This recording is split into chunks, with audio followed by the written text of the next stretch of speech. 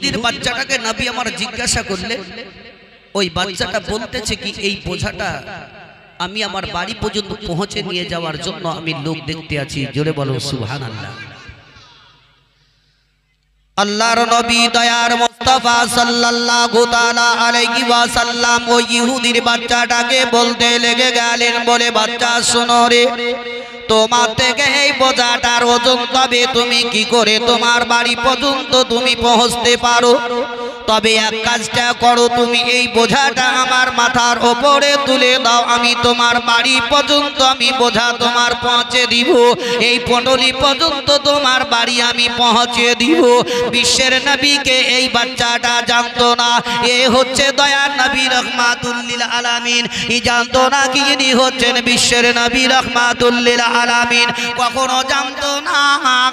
দয়ার নবী মুস্তাফা আমার ওই সমাধি মাথার মধ্যে আপন মাথায় পুতুলিটাকে নেওয়ার পরে বিশ্বের নবী আমার বললেন, বাচ্চারে পরে তোমার বাড়ি কোন দিকে, কোনটা রাস্তা তুমি বলে দাও।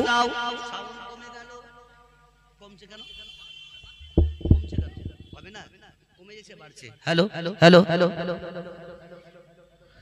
আল্লাহর নবী দয়ার মুস্তাফা সাল্লাল্লাহু তাআলা আলাইহি ওয়াসাল্লাম ওই মাথার মধ্যে পুতুলটা নেওয়ার পরে নবী আমার বললেন, বাচ্চা তুমি আগে আগে চলো, আমি তোমার পিছনে পিছনে পিছনে পিছনে চলতে আছি।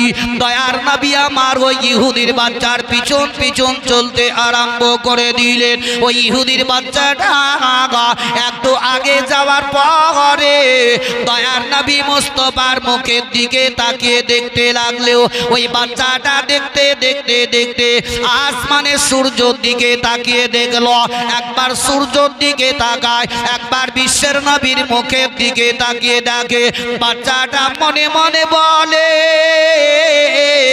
বলে সূর্য থেকে এই লোকটার চেহারা এত সুন্দর কোনোদিন দেখিনি। বিশ্বের নবী আমার আগে দিকে চলতে আছেন, ওই বাচ্চাটা পিছনে আগে আগে চলে। যেমন কি একদিন মা আয়েশা সিদ্দিকা রাদিয়াল্লাহু তাআলা আনহা বললেন, আমার বিশ্বের নবী কুল কায়নাতের নবী জনাবে মুহাম্মদ রাসূলুল্লাহ সাল্লাল্লাহু তাআলা আলাইহি ওয়াসাল্লাম আমার ঘরের মধ্যে যখনই আসতেন আমি দেখতাম ওই সময়তে বিশ্বের নবীর মুখের দিকে আমার বাড়ির মধ্যে কোনো লাইট লাগতো না, আমার বাড়িতে কোনো বল লাগতো না, একমাত্র আমার বিশ্বের নবীর নূরের ঝলকে পুরো বাড়ি উজালা হয়ে যেত। ওই বাচ্চাটা আপন বাবা দয়ার নবী মুস্তাফার মুখের দিকে কখনো কখনো আসমানের সূর্যের দিকে তাকিয়ে দেখে। রাস্তায় চলতে চলতে আরো কি বাচ্চাটা দেখে কি আশপাশের গাছগুলা বিশ্বের নবীকে এইভাবে ছায়া করতে করতে করতে করতে চলে যায়। এমনকি ইহুদির বাচ্চাটা ও নবী মুস্তাফার পদতলের দিকে পায়ের দিকে যখন তাকে টুকটুক করে দেখতে থাকতো, আল্লাহর নবী দয়ার মুস্তাফার পায়ের মধ্যে আঘাত লাগবে না বলে, ওই পাথরের মধ্যে আপন বাবার ঠেকা লাগবে না বলে নবী যেই জায়গাতে পা দিতেন ওই ছোট ছোট পাথরগুলা বিশ্বের নবীর পায়ের তলে মমের মতো গলে যেত। ওই ইহুদের বাচ্চাটা আগে চলতে থাকে। দয়ার নবী মুস্তাফা আমার ওই বাচ্চাটাকে বলতে আছেন, বাচ্চা বলো রে, বলে তোমার বাড়িটা কোন জায়গায়, কত দূরে বলো। ওই বাচ্চাটা বলল, ওই দেখো সামনে যেই বাড়িটা দেখা যায় ওই বাড়িটাই হলো আমার। দয়ার নবী মুস্তাফা আমার ইহুদির বাচ্চাটা আগে আগে নবী আমার পিছনে পিছনে চলতে আছেন মাথার উপরে পুটুটা নিয়ে। কিন্তু ইহুদির বাচ্চা জানতো না ইনি হচ্ছেন বিশ্বের নবী, ইনি হচ্ছেন রহমাতুল লিল আলামিন দয়ার নবীজি। ওই ইহুদির বাড়ির দরজাতে যাওয়ার পরে বাচ্চাটাকে বলতে লেগে গেলে, গেলেন, এটাই কি তোমার বাড়ি বলো? বলে হ্যাঁ এটাই আমার বাড়ি। সঙ্গে সঙ্গে গো বিশ্বের নবীজি আমার ওই পুটুলিটাকে তার দরজার মধ্যে নামিয়ে দেওয়ার পরে আল্লাহ নবী দয়ার মুস্তাফা সাল্লাল্লাহু তাআলা আলাইহি ওয়াসাল্লামের আদর্শটিকে লক্ষ্য করে দেখুন। দয়ার নবীজি আমার ওই ইহুদির বাচ্চাটাকে বলতে লেগে গেলেন, বলে বাচ্চা রে, তোমাকে রাস্তার মধ্যে আস্তে আস্তে কত আমি যে কথা জিজ্ঞাসা করেছি, তোমার আমি বড় ডিস্টার্ব করে দিয়েছি, তবে তোমার ঝোলা বোঝা থেকে গেল। তবে আমি যে চলে যাচ্ছি তোমাকে ডিস্টার্ব করার কারণে, তোমাকে কথা জিজ্ঞাসা করার কারণে তুমি আমাকে মাফ করে দিও। আল্লাহর নবীজি আমার দয়ার নবী মুস্তাফা আমার সেই কথাবার্তা বলার পরে গুড়ি গুড়ি গুড়ি গুড়ি টুক টুক টুক টুক করে নবী আমার চলতে লাগলেন। বিশ্বের নবীজি আমার দয়ার নবী যখন হেঁটে হেঁটে চলতে লাগলেন, এমন সমাধে ওই ইহুদি আপন বাবা ঘরের ভিতর থেকে বাইরে আসার পরে ওই পটলিটা দেখার পরে তার বেটাকে জিজ্ঞাসা করলো, বলল বেটা রে, এত বড় বোঝা আপন পটলি তোমার কে পৌঁছে দিল? বাচ্চাটা বলল, গো আব্বা জান, আমাকে একটা লোক আমার এই বোঝাটা বাড়ি পর্যন্ত পৌঁছে দিয়ে গেল। বলল বেটা রে, তবে এই বোঝাটা তোমার পৌঁছে দেওয়ার কারণে ওই লোকটা তোমার কাছে কয় টাকা নিয়েছে বলো? এই বোঝা পৌঁছার বিনিময়ে কত নিয়েছে সেটা তুমি বলো। বাচ্চাটা বলল, ওগো আব্বা জান, আমার নিকট থেকে এক পয়সাও নেয়নি, এক পয়সাও আমার নিকটে চাইনি, বিনা পয়সাতে আমাকে পৌঁছে দিয়ে গেল। দয়ার নবী মুস্তাফা আমার টুকটুক করে কেটে কেটে চলে যাচ্ছেন। এদিকে ইহুদি বলল, বেটা রে, তবে ওই লোকটা কে এমন বলো, কে এমন এত দয়ালু তোমাকে বিনা পয়সাতে এহেন বোঝা পৌঁছে দিয়ে গেল? কে এমন এত দয়ালু বলো? এহেন বাচ্চাটা বলল, ওগো আব্বা জান, ওই দেখো সামনে যে লোকটা চলে যায়, ওই লোকটাই আমার বোঝাটা পৌঁছে দিয়ে গেল। তাই ইহুদি বলল, বেটা রে, ওই লোকটা এমন কে বলতে পারো? বলে আব্বা সেটা আমি বলতে পারবো না। ইহুদি যখন নবীর দিকে টুকটুক করে দেখতে লাগলো, বিশ্বের নবীকে আসমানে আব্রাহা ছায়া করতে করতে নবীকে নিয়ে চলে যায়। ওই নবীজি আমার বিশ্বের নবী, কুল কায়নাতের নবী জনাবে মুহাম্মদ রাসূলুল্লাহ সাল্লাল্লাহু তাআলা আলাইহি ওয়াসাল্লাম একটু আগে আপন বাবা টুকটুক করে চলে গেলেন। একটু আগে যাওয়ার পরে আর একটা ইহুদির বাচ্চার সঙ্গে নবীর দেখা সাক্ষাৎ হয়ে গেল। আল্লাহর নবী আমার ওই বাচ্চাটাকে দেখে চুপ করে দাঁড়িয়ে গেলেন, আর বাচ্চাটাও নবী মুস্তাফার মুখের দিকে দেখতে আরম্ভ করে দিল। যেমন সাইডে বলে, এ দেশে আর ভালো লাগে না গো, ও নবী না, মন যেতে চাই সোনার মদিনা। এ দেশে আর এ ভালো লাগে না গো, ও নবী না, মন যেতে চাই সোনার মদিনা। মদিনার ওই মাটি পেলে চোখে দিতাম সুরমা বলে, মদিনার ওই মাটি পেলে চোখে দিতাম সুরমা বলে, তবে বিত মনের বাসনা গো নবী না, মন যেতে চায় সোনার মদিনা। এ দেশে আর এ ভালো লাগে না গো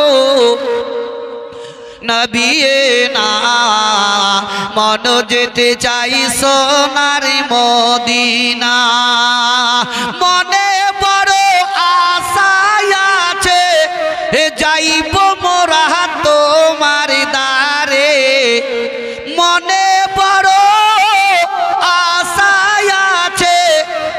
আইব মোরা তোমার দ্বারে টাকা বিদে যেতে পারি না গো নবী না মন যেতে চায় সোনার মদিনা এ দেশে আর এ ভালো লাগে না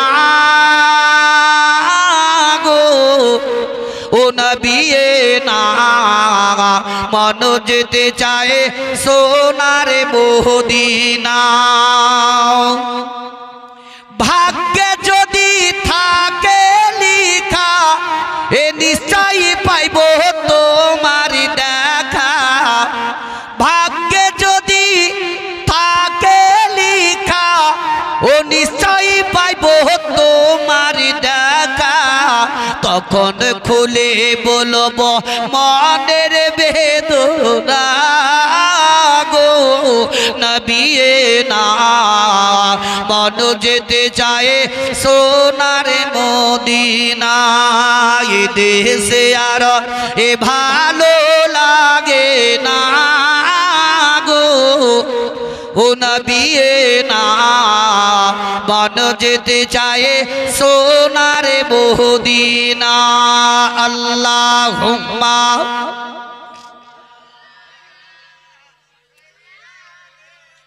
মাওলানা মুহাম্মদ ওয়া আলা আলি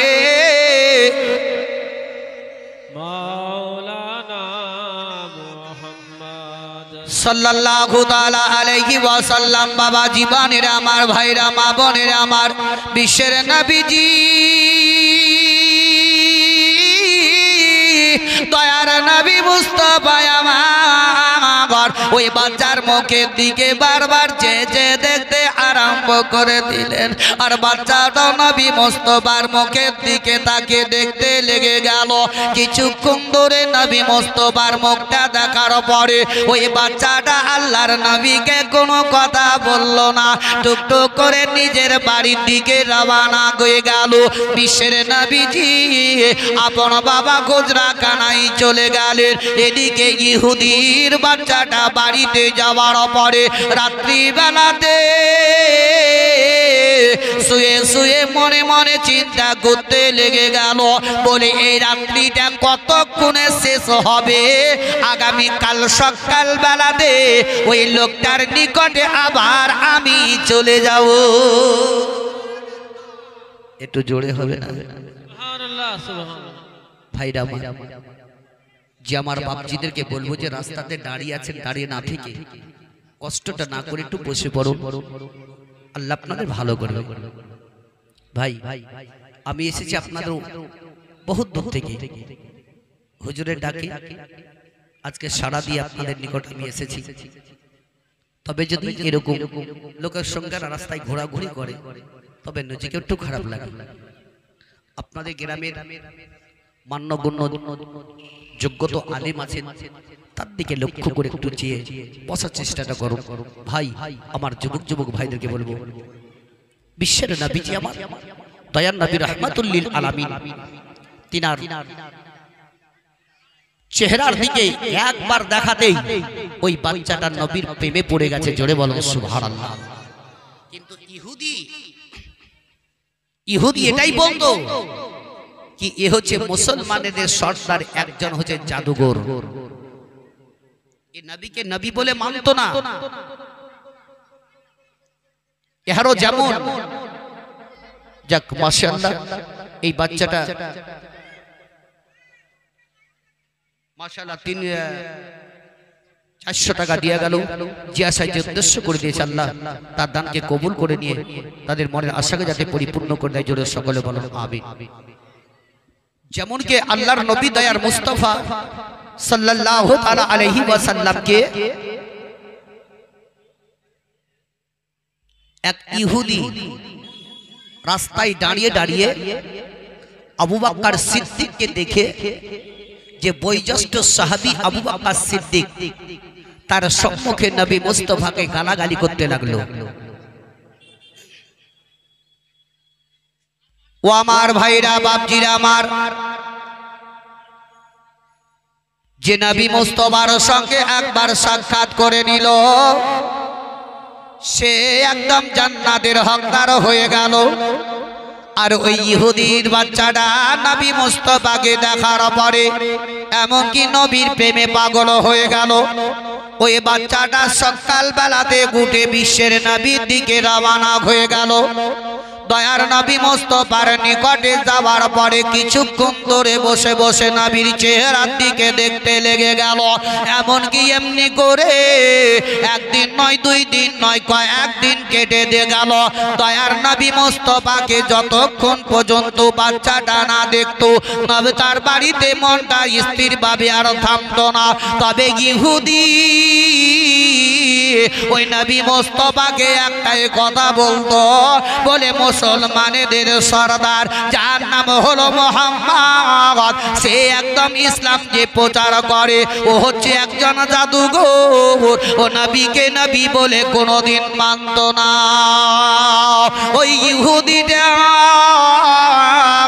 একদিন নয়, 2 দিন নয়, কয়েকদিন যাওয়ার পরে নবী মুস্তাফার প্রেমে পাগল হয়ে নবীর কাছে গিয়ে বলতে লাগলো, ওগো আল্লাহর নবী গো, আমি আর স্ত্রী ভাবে থামতে পারি না।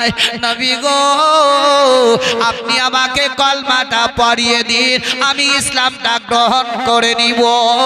সঙ্গে সঙ্গে বিশ্বের নবীজি আমার কলমাটা পড়িয়ে দিলেন। জোরে জোরে জিকির করুন লা ইলাহা ইল্লাল্লাহ জোরে পড়ো লা ইলাহা ইল্লাল্লাহ লা ইলাহা ইল্লাল্লাহু মুহাম্মাদুর রাসূলুল্লাহ সাল্লাল্লাহু তাআলা আলাইহি ওয়াসাল্লাম।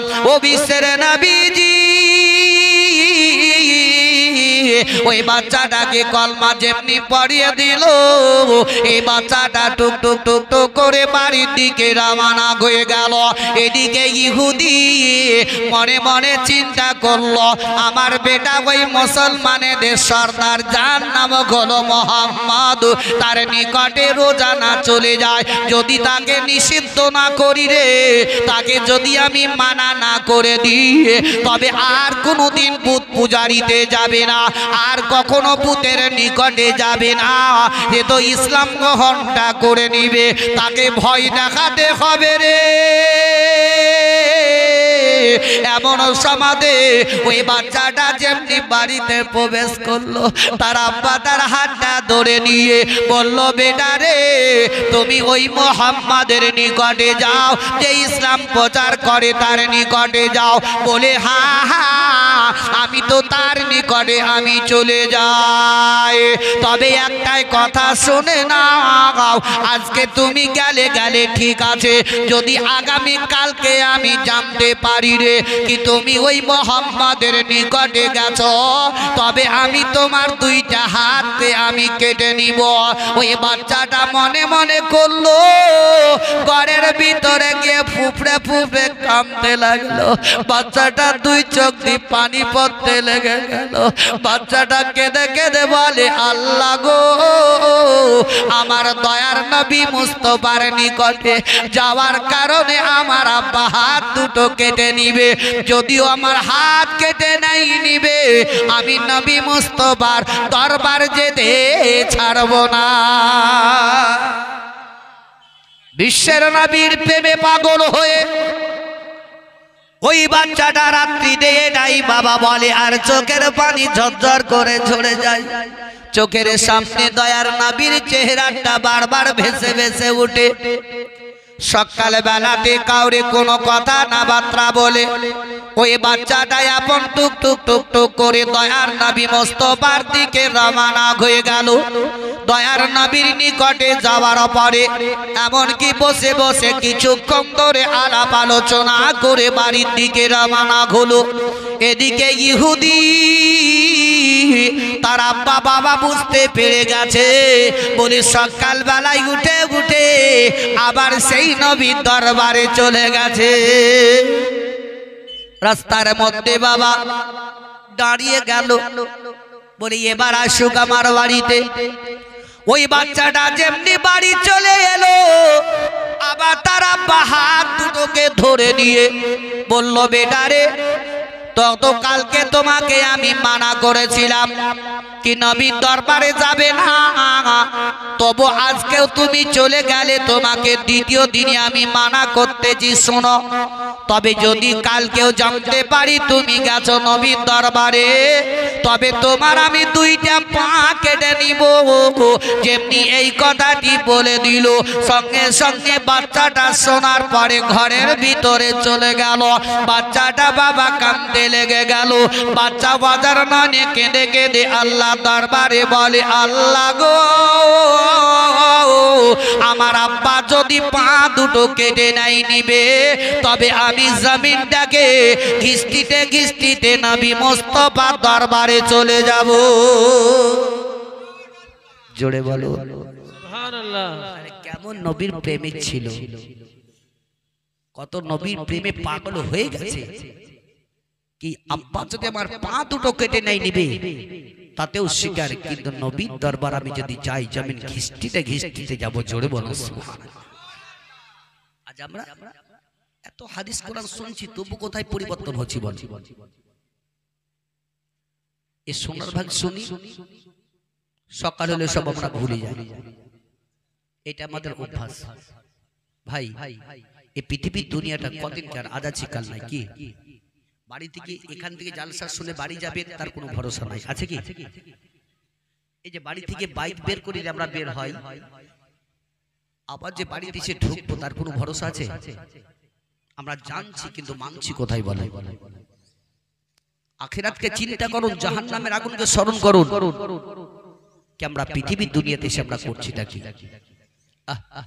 ভাই আমার, যদি ওই কবরকে স্মরণ করি, আমরা জাহান্নামের আগুনকে যদি আমরা ইয়াদ করি, তাহলে নিশ্চয়ই আমরা পরিবর্তন হয়ে যাব। আমি আমার ভাইদেরকে, বাপদিদেরকে, মা বোনদেরকে বলবো, অবশ্যই একটু একটু পরিবর্তন হন। ভাই দুনিয়াটা কদিনকার, সব তো আমরা বয়সকে শেষ করে দিলাম, আমাদের এখন শেষের দিকে। এই মুহূর্তে কিছু আল্লাহর শুকরিয়া আদায় করার চেষ্টাটা করুন। ওই বাচ্চাটা সারা সারা রাত্রি নবীর দিকে লক্ষ্য করে কাঁদতে আছে। একবার জোরে মহব্বতে বলুন সুবহানাল্লাহ। ওই বাচ্চাটা সারা সারা রাত্রিতে আর ঘুমালো না। এমনকি তৃতীয় দিনে আপন বাবা সকাল বেলাতে উঠে কাউরির সঙ্গে কোনো কথাবার্তা না বলে আপন বাবা টুকটুক করে নবীর দরবারে চলে গেল। দয়ার নবী মুস্তাফার সঙ্গে আবার আলাপ আলোচনা করার পরে কিছুক্ষণ পরে বাচ্চাটা বাড়ির দিকে রওনা হয়ে গেল। তার আব্বা বিছানা থেকে ওঠার পরে দেখতে পেল তার বেটা ঘরের মধ্যে আর নাই। তবে গেছে কোথায়? ওই দয়ার নবী মুস্তাফার নিকটে হয়তো আবার চলে গেছে। আপন কি দয়ার আব্বা জান দাঁড়িয়ে গেল রাস্তার মধ্যে। যেমনি চলে গেল, তার আব্বা বলতেছে, বেটা রে, আমি একদিন নয় 2 দিন তোরে আমি মানা করে দিয়েছিলাম কি দয়ার নবীর দরবারে যাবে না, তবু আজকেও কেন তুমি গেছিলে বলো?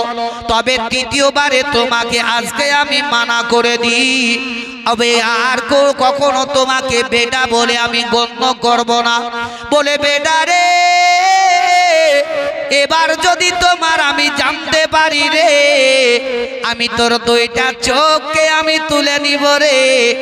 আর কোনোদিন নবীকে দেখতেও পাবে না, রাস্তাও দেখতে পাবে না। ওই রাস্তা না দেখতে পেলেও আর নবীর দরবারে যেতে পারবে না। এখনো বাচ্চাটাকে যেমনি ভয় দেখিয়ে দিল, ওই বাচ্চাটা টুকটুক করে ঘরের ভিতরে যাওয়ার পরে বিছানার মধ্যে শুয়ে শুয়ে আল্লাহ দরবারে বলে, আল্লাহ গো, ওগো পাক পরওয়ার দিগারে আলাম, আমি আর নবী মুস্তাফার দরবারে যাব না। আল্লাহ গো, যদি এবার আমি চলে যাই গো আল্লাহ, আমার আব্বা 2টা চোখ তুলে নিবে। আর যদি চোখ দুটো তুলে নেয়, আমি অন্ধ কানা হয়ে যাব। আমার দয়ার নবীকে আর কোনোদিন দেখতে পাবো না, চোখের মধ্যে আর কখনো পাবো না দেখতে। তবে আল্লাহ গো, আমি তোমার দরবারে এটাই হাত তুলে মোনাজাত করে আমি এটাই তোমার দরবারে বলি, আল্লাহ, তবে আমার নিঃশ্বাস বন্ধ হওয়ার আগে যাতে আমি স্বচক্ষে আমার বিশ্বের নবীকে একবার আমি দেখে নিতে পারি। সুবহানাল্লাহ। ওই বাচ্চা আপন দোয়া করলো। সারা রাত্রি বাবা নবী নবী নবী নবী নবী করে কেঁদে যায়। চোখের পানি ঝরঝর করে ঝরে যায়, সকালক হয়ে গেল। এমন কি বাবা ঘর থেকে আর বের হলো না। এমন কি দয়ার নবী মুস্তাফার দিকে লক্ষ্য করে খালি চোখের পানি ফেলে, ইয়া নবী নবী নবী নবী করে যায়, আর চোখের পানি ঝরঝর করে ঝরে যায়। এমন কি ওই বাচ্চাটা সারা দিন বিছানার মধ্যে শুয়ে আছে, খাওয়া দাওয়া সম্পন্ন সবকিছুই আপন ছেড়ে দিল। এমন কি তার মা গর্ভধারিণী মা ওই বাচ্চার নিকটে, বাবা মাথার নিকটে বসে গেল। মা বলল, বেটা রে, ওরে আমার কলেজার টুকরো, আমি তোমার গর্ভধারিণী মা, তোমার নিকটে আমি বসে আছি রে বেটা। একবার তুই আমার দিকে তাকিয়ে দেখ বেটা, তুই সকাল থেকে না খেয়ে আছি রে, কিছু খাবার খাদ্যটা কেনে রে বেটা। তোমার তোর শরীরটা নাজুক হয়ে যাবে, উঠতে বসতে চলতে ফিরতে আর পারবে না। তবু বাচ্চা কোনো কথা বলে নাই, মুখে বলে ইয়া নবী নবী নবী, আর চোখের সামনে বিশ্বের নবীর চেহারাটা বারবার ভেসে ভেসে উঠে, আর চোখের পানি ঝরঝর করে ঝরে যায়। বাচ্চার স্থির ভাবে থামতে পারে নাই। মা একবার নয় দুইবার নয়, কয়েকবার বলল, বেটা রে, ওরে আমার কলেজার টুকরো, আমি তোমার গর্ভধারিণী মা, কেউ খাবার কে খাদ্য কে নাও, তোমার শরীরটা নাজুক হয়ে যাবে। বাচ্চাটা সারা দিনে খেলো না। এমনকি তারপরে দুনো চলে গেল। তার আব্বা মনে মনে চিন্তা করলো, হয়তো বাচ্চার শরীরে কোনো অসুখ হয়েছে বলে হয়তো বাচ্চাটা কোনো খাবার খাদ্যটা খায় না। চলো ডাক্তারের কাছে আমি নিয়ে চলে যাই। ডাক্তারের কাছে যাওয়ার পরে যেমনি বাবা ডাক্তার ইলাজ করলো, ডাক্তার বলে দিল, শোনো রে, তোমার বেটার শরীরের মধ্যে কোনো অসুখ নাই, তবে একটাই কথা বলবো, বলে তোমার বেটার কয়েকদিন পরে মৃত্যু হয়ে যাবে, তবে তুমি এখনো বাড়ি নিয়ে চলে যাও। ওই ইহুদিটা ঘাড়ের মধ্যে ফেলে নিয়ে বাড়ি নিয়ে চলে আসলো। বাড়িতে যেমনি বাবা বিছানায় শুয়ে দিল, মা একদিকে কান্না করে, বাপ একদিকে কান্না করে, ভাই বোন আত্মীয় স্বজনেরা তারা চারিদিকে ঘেরাও করে নিয়ে কান্না করে। এমন সমাজে তারা মনে মনে চিন্তা করলো, মনে হয় ওই যে মুসলমানদের সর্দার যার নাম হলো মোহাম্মদ, তার নিকটে না যেতে দেওয়ার কারণে হয়তো আমার ছেলের এই অবস্থাটা হয়ে গেছে। তবে একবার ওই নবীর দরবারে আমি নিয়ে চলে যাই। ইহুদি নাসারা সঙ্গে সঙ্গে ঘাড়ের ওপরে ফেলে নিয়ে দয়ার নবী মুস্তাফার দিকে রওনা হয়ে গেল। এমনকি বাচ্চাটাকে দয়ার নবীর সম্মুখে গিয়ে যেমনি বাবা সামনে বসিয়ে দিল, সঙ্গে সঙ্গে ওই বাচ্চাটা দয়ার নবীর মুখের দিকে বারবার চেয়ে দেখে। বাচ্চার চোখের পানি ঝরঝর করে ঝরে যায়। আল্লাহর নবীজি দয়ার নবী মুস্তাফা আমার বাচ্চাটার দিকে তাকে তাকে দেখতে লাগলেন। নবীর দুই চোখের কোণা দিয়ে পানি পড়ে গেল। দয়ার নবী আমার দেখতেছেন বাচ্চার শরীর একদম নাজুক হয়ে গেছে। নবী আমার বললেন, বাচ্চারে তুমি 2 দিন ধরে কেন আমার নিকটে আসো না? নবী আমার মামা হুয়ালা গায়বী বিধানের নবী আমার জানার সত্ত্বেও বাচ্চারে জিজ্ঞাসা যখন করলেন, বাচ্চা বলল, ইয়া রাসূলুল্লাহ, ইয়া হাবিবাল্লাহ, নবী গো, আপনার নিকটে আসার কারণে আমার আব্বা 1 দিন নয় 2 দিন নয় এমনকি 3 দিন যখন মানা করে দিল, ওই সমাজে আমার আব্বা শেষে বলেছিল, বলে বেটারে এবার যদি নবীর দরবারে চলে যাও আমি তোমার 2টা চোখ তুলে নিব। ইয়া রাসূলুল্লাহ, আমি দেখলাম যদি আমার আব্বা 2টা চোখ তুলে নেয় তবে আমি অন্ধ কানা হয়ে যাব, আপনাকে আমি আর কোনোদিন চোখের মধ্যে দেখতে পাবো না। ইয়া রাসূলুল্লাহ, ইয়া হাবিবাল্লাহ নবী গো, আমি ওই কারণে আপনার নিকটে আসি না,